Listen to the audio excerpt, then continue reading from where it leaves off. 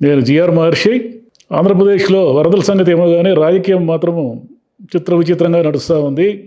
ఒకవైపు చంద్రబాబు నాయుడు గారేమో అర్ధరాత్రి వరకు తిరుగుతున్నారు.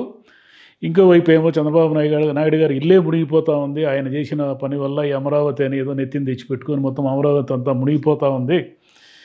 ఏదో అప్పుడు జగన్ గారు కట్టించిన రిటైనింగ్ వాల్ వల్ల కృష్ణలంక ప్రజలు వీళ్ళందరూ కూడా సేఫ్‌గా ఉన్నారు అని వీళ్ళు అంటున్నారు. ఇటువైపు ఏమో ఆయన జగన్ గారి గన్లు అవన్నీ పూడ్చకపోవడం వల్లే ఈరోజు విజయవాడకి గతి వచ్చింది. ఈరోజు విజయవాడ అంతా మునిగిపోతా ఉందని వీళ్ళు అంటున్నారు. సరే, రాజకీయాల సంగతి ఎటొచ్చి ఎటు పక్కన పెట్టినా కూడా మనకు చాలా కీలకంగా అర్థమయ్యే విషయం ఏమిటంటే, ఒకటి అమరావతి లోతట్టు ప్రాంతము, ముంపు ప్రాంతము అనే క్లారిటీ అందరికీ ఉంది. దానికేం పెద్దగా మనకు నాలెడ్జ్ అక్కర్లేదు. ఫోటో చూస్తే తెలిసిపోతుంది. వర్షాలు వచ్చినప్పుడు ఆ చుట్టూ నీళ్ళు వస్తాయి. అదే మామూలుగా పంట పొలాలు పండే భూమి అది. పంట పొలాలు పండే భూమిని తీసుకొని రాజధాని నిర్మాణం అని ప్రారంభించారు. ఇప్పుడు రాజధాని నిర్మాణం అంటే ఇప్పుడు చూడండి మొత్తం నీళ్ళు వచ్చినాయి. ఏం లేదు, నీళ్ళు లేవు, ఏమి లేవు, ఊరికే రాజకీయాలు చేస్తున్నారు, కావాలంటే చూడండి అని. అంటే మీడియా కూడా రెండు వైపులుగా చీలిపోయింది కాబట్టి అనుకూల మీడియా ఒక రకంగాను, ప్రతికూల మీడియా ఇంకో రకంగాను. అనుకూల మీడియా ఏం చెప్తా ఉందంటే, అయ్యా చంద్రబాబు నాయుడు గారు స్వయంగా దగ్గరుండి అన్నీ పర్యవేక్షిస్తున్నారు, అర్ధరాత్రి వరకు నిద్ర లేకుండా తిరుగుతున్నారు, చూడండి పరిస్థితులు ఎక్కడ ఎవరికి ఏ ఇబ్బంది లేకుండా ఆయన చూసుకుంటున్నారని అనుకూల మీడియా చెప్తుంది.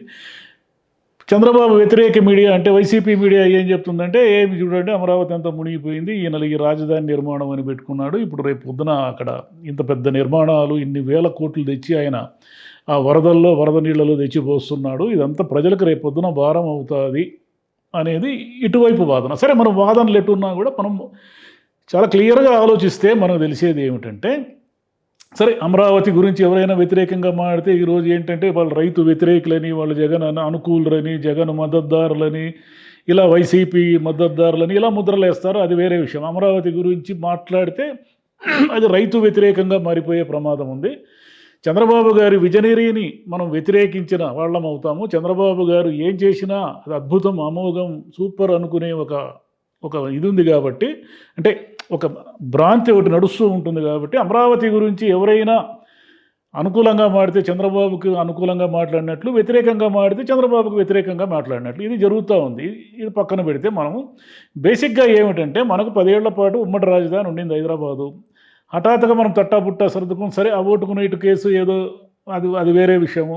ఆ కేసు సంగతి పక్కన పెడితే హఠాత్తుగా మనకి హైదరాబాద్ నుంచి పూర్తిగా తట్టాబుట్టా సర్దుకొని మనం పరిగెత్తుకుంటూ ఆంధ్రప్రదేశ్కి వెళ్ళిపోయాము. సరే, ఆంధ్రప్రదేశ్లో మనకు రాజధాని లేదు అనేది ఒక వాదన. రాజధాని ఎందుకు లేదు? విజయవాడ ఉంది, గుంటూరు ఉంది, వైజాగ్ ఉంది, కర్నూలు ఉంది. ఏదో ఒక నగరాన్ని తీసుకొని రాజధానిగా చేసేసి ఉంటే ఈ 10 ఏళ్లలో అది ఎంత డెవలప్ కావాలో అంత డెవలప్ అయ్యేది. కానీ అక్కడ రాజకీయం నడవడం వల్ల దానికి ప్రత్యేకంగా రాజధాని నిర్మాణము అనే దాన్ని కొన్ని వేల కోట్ల పెట్టుబడులు, కొన్ని వేల కోట్ల రియల్ ఎస్టేట్ వ్యవహారంగా దాన్ని మార్చడం వల్ల, ఇప్పుడు రియల్ ఎస్టేట్ అంటే ఎవరు ఒప్పుకోరు అనుకుంటే ఏదో గొడవకు వస్తారు, అది వేరే విషయము. కానీ అక్కడ రైతుల నుంచి పంట పొలాలన్నింటినీ సేకరించారు, అక్కడ అమరావతి నిర్మాణాన్ని చేపట్టారు. సరే, బాగానే ఉంది. అమరావతి నిర్మాణం చేపట్టిన తర్వాత అది చాలా క్లియర్ కట్గా లోతట్టు ప్రాంతము, వర్షాలు వస్తే మునిగిపోతుంది అనే దానికి పెద్ద నాలెడ్జ్ అక్కర్లేదు కదా. ఆ కమిటీలు కూడా అవే కదా ముత్తుకున్నాయి. అయ్యా బాబు ఇది ప్రమాదం అంటే, లేదు ఏం ప్రమాదం లేదు, మేము కట్టి చూపిస్తాము, చూడండి ఇది ప్రపంచ రాజధాని అవుతుంది అన్నారు. ప్రపంచ రాజధాని సంగతి ఏందో కానీ ఇప్పుడు ముంపు రాజధాని అయి కూర్చుంది అది.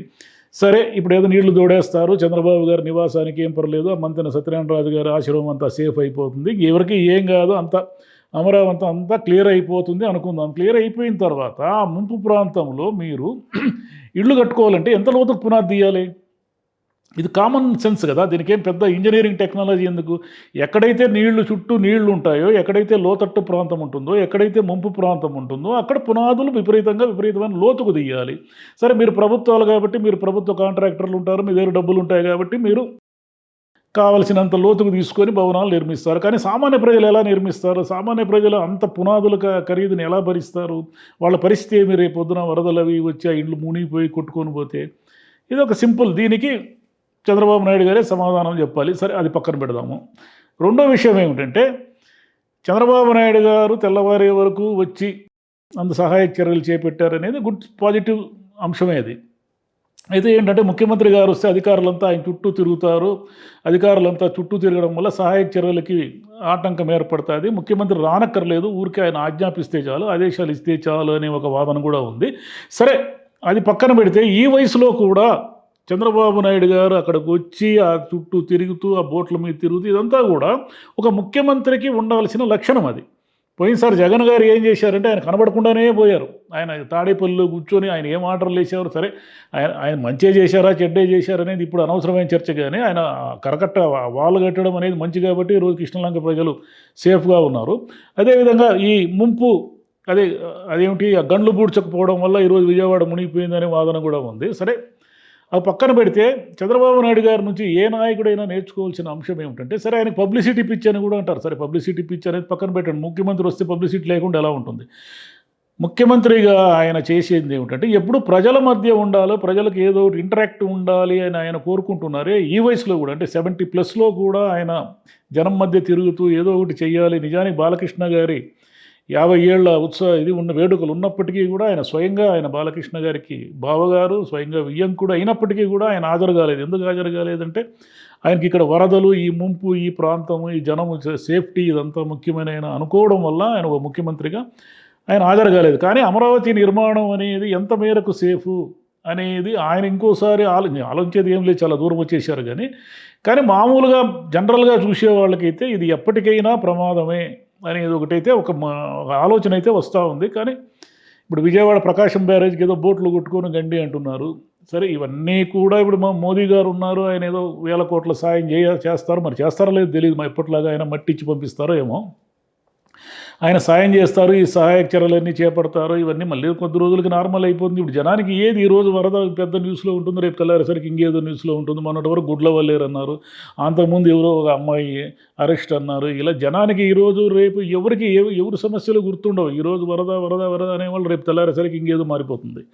కాబట్టి మీడియాలో హైప్ క్రియేట్ అయ్యేది, సోషల్ మీడియాలో హైప్ క్రియేట్ అయ్యేది అది పక్కన పెడితే జనం ప్రాణం అంటే జనాల ప్రాణాలు కాపాడము, జనాల ఆస్తులు కాపాడము. ఎందుకంటే అక్కడ నుంచి లోతట్టు ప్రాంతాల నుంచి విపరీతంగా తట్టపుట్ట సర్దుకొని జనం వస్తున్నారు. వీడియోల్లో చూస్తున్నాం. అక్కడ ఏమీ లేదు, అంతా ప్రశాంతంగా ఉంది, అన్నీ అదుపులోనే ఉన్నాయని చెప్పడానికి ఏమీ లేదు. అక్కడ పరిస్థితి నిజంగానే బాగలేదు. దీన్ని రాజకీయం చేయకుండా ఏం చేయాలంటే ముందు ఎవరి రాజకీయాలు వాళ్ళు సరే, వీళ్ళు విమర్శించేది వాళ్ళు సమర్థించేది ఇవన్నీ పక్కన పెడితే జనానికి నష్టం లేకుండా సేఫ్టీ అంటే ఇప్పటికే కొంతమంది చచ్చిపోయారు, ఇంకా ఏమి మరణాలు లేకుండా, ఆస్తుల నష్టం లేకుండా ఎంత వీలైతే అంత స్పీడ్గా సహాయక చర్యలు చేపడితే అంత మంచిది. Thank you.